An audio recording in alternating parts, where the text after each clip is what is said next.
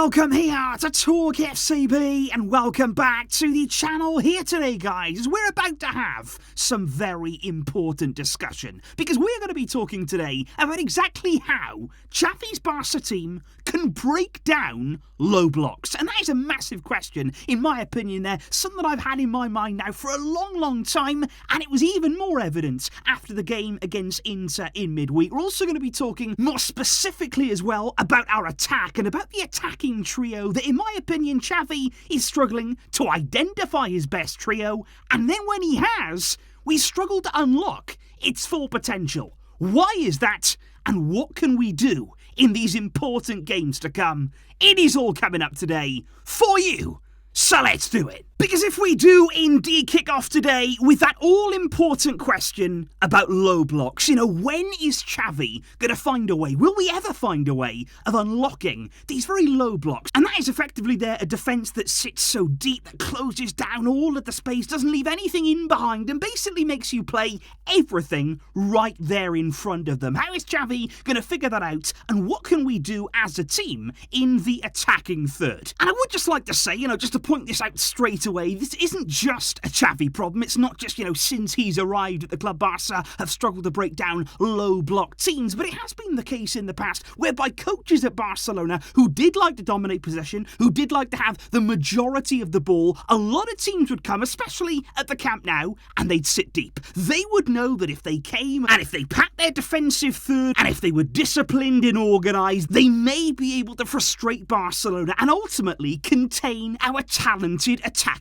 players. However, we have the tools in our team, we have the players at our disposal to break them down. We have the quality to play through teams who set up in a low block. Make no mistake about that, because what you absolutely have to do is have more threats out there. In midweek against Inter, we've spoken about it already this week, we were far too reliant on the wider areas. And not just the wide areas, but just wingers. Every single time playing the ball out to Dembele, crossing the ball into the box, it was one-dimensional, it was predictable. Because the number one rule that you've got to remember, facing any team, but especially those that set up very deep and the ones that you can't go in behind, that you have to play in front of the defence, what you have to make sure of is that you carry a threat in several different areas of the field. Because if you limit where you attack, if you limit what you can do and where you're going to come at the defence from, what that means is that you basically narrow down the space and the area that the opposition need to defend in. Because against Inter, it was all about crosses from the wingers only, there was no interaction from the fullback, there was no threat from midfield, and as a result of that, Inter knew that if they protected their own box, if they outnumbered Lewandowski and they dealt with aerial balls into the area, they'd stop Barça. And that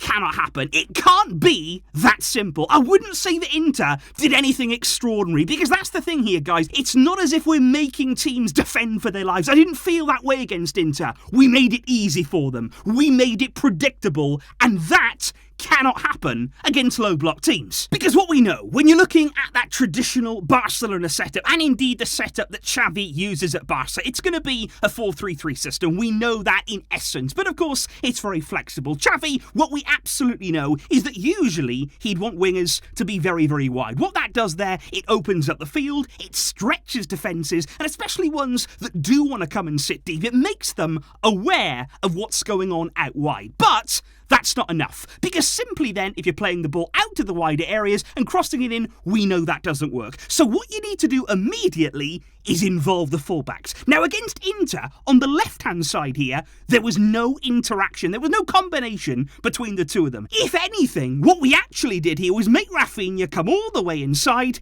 and again, it was just one threat. It was Alonso on the left-hand side. Raphinha here was doing nothing. He was not involved in the game, so there was absolutely no combination here between winger and fullback for a start, and it was exactly the same on the right-hand side too. Sergio Roberto, for me, did not support Dembele. He did not overlap, and he also did not make any inverted runs either. So the first thing we have to do at Barca is include those fullbacks much more, and that is why he should have played Balde, in my opinion. He would have had a better combination with Raphinha. That was Xavi's mistake. On the right-hand side, you can't really blame him because we are not blessed with options right now in that area. Koundé would have done a much better job, but of course he wasn't available. But it's not just about the wide areas, because yes, you can have the wingers nice and wide here, you can force them to really stretch that defence, and then you can have the fullbacks making inverted runs, certainly causing problems for defences there, but then you've got to look at midfield, because after all that stretching and pulling around your opposition centre-backs, forcing them out into wide areas, unfamiliar areas, what you then want to carry is a threat from midfield. You want a player, at least one, who's making runs here. You want at least one player there who is looking for spaces opening up, looking for gaps in that defence to run into. Even if they don't receive the ball, it's not always about receiving a pass, but it's about creating space. It's about their distracting and opening up spaces by making runs, and we didn't have that kind of movement against Inter from midfield. We didn't have any sort of interaction in the full-back areas, and that is why our attack was static. You've got to have movement. You've got to have lots of players there in different avenues of the field, pulling defenders around and basically making sure that they don't know where the threat's coming from. And I think the absolute perfect example right now, you're looking out there at teams who do this so effectively, who execute this sort of game plan to perfection, well, look no further than Pep Guardiola's Man City team. Because this is a team, and Pep has had this threat his entire career, he will come up against low blocks. There'll be many, many teams week in, week out who sit really deep, who close down the space,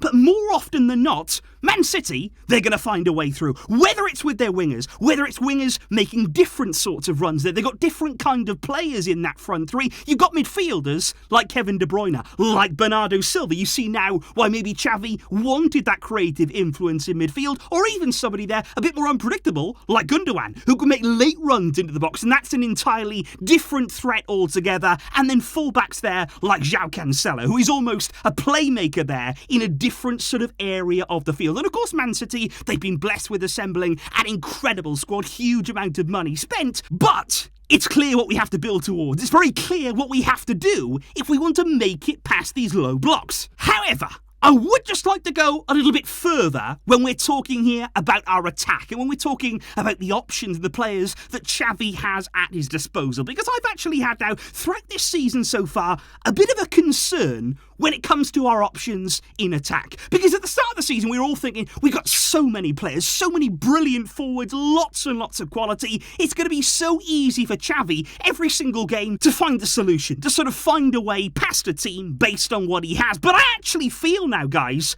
like our options, like our strength in those forward areas, if anything, it's working against us. And let me just explain that. Because you've got already Dembele. We know what he can do. We know what he's capable of. We know the quality that he has on his day. Xavi, a massive fan of him. And he is going to be in the team more often than not there, of course, along with Robert Lewandowski. But then you've got Raphinha. Now, this is one that really puzzles me right now. And I don't really understand what the process has been with Raphinha at Barca so far. Because I think throughout his early time at the club, sometimes he started games. When he does start, though, Xavi usually takes him off pretty early there into the second half. You know, even when he's had really good games, promising games, Xavi nearly always takes him off. He's also found himself on the bench several times, then comes on. And even when he plays then with Dembele, what is the plan there? And surely from the club, you know, when you signed Raphinha, when you kept Dembele, there had to have been a plan to play them together. But how? Because Raphinha can't play on the left. Let's get that absolutely straight and clear now. He cannot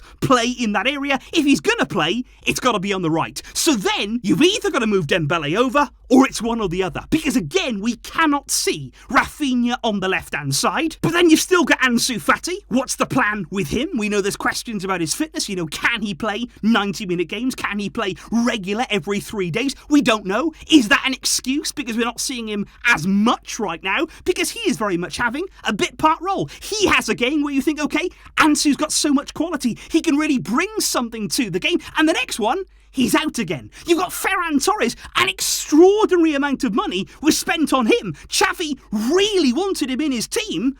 What's the plan with him right now? Does he even have a place in this team? Can he win back that place? And what's his role going to be in this squad? And obviously Memphis, he's out injured right now. He's been working desperately hard to make his way into Xavi's plans. But my point is right now that because there's so many options, because Xavi has so much quality, I don't think we've actually seen a trio yet this season establish themselves, given the chance to establish themselves as a three. And I think that's a real problem, because I think we need to see a little bit of continuity. You know, I understand rotation, I understand here wanting to give everybody a chance, but I think at some stage, in order to build up partnerships, to build up the kind of combinations that you want to see in your forward line, they need time together. They need consistent games, consistent minutes they're playing in the same sort of way to gather that understanding.